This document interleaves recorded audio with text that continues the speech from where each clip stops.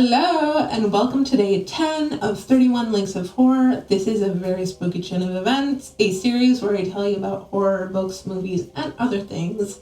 Today, other things, I'm going to tell you a story. I'm not going to recommend a book or a movie because yesterday I recommended 37 basically. I told you that Pliny the Elder, who we spoke of yesterday, died in Pompeii. Now, what I didn't tell you, and you might have known, is that Pliny the Elder had a son so intelligently named Pliny the Younger. So during the eruption that ended up killing his father, Pliny the Younger was actually one of the few, if not only, first-hand encounters or writing of the actual events. You can read actually these letters because, like I said, he was a professor and he was writing letters to his students, giving writing advice. By the way, solid writing advice. Check it out. Today, I'm going to tell you a story about another son who lost his father in a very different way. So this story is more so horrific than it is horror specifically, but up to you to decide.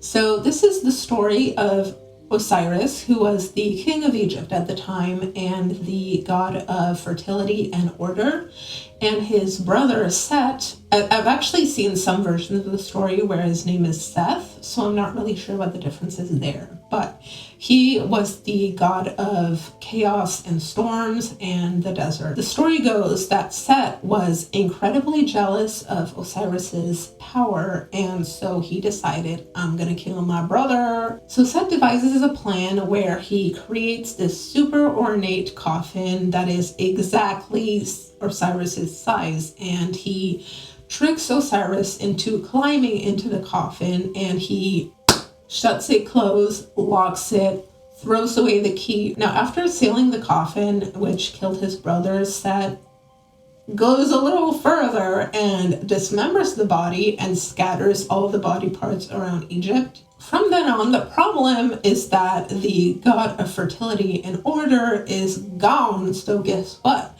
In the lands of Egypt, fertility and order are gone.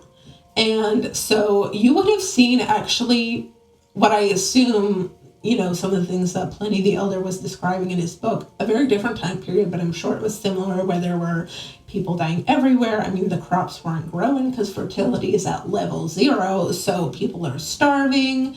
There are storms everywhere because, remember, Set is god of chaos. Now, two things happen from this. The first is that Isis, who is Osiris's wife and a magical goddess, she goes on a quest to find her husband's body, and so she travels all around the lands to find his body parts and eventually puts them back together through this mummification process. And because she was a goddess and had magical powers, she actually brought her husband to life, but she couldn't bring him back to life.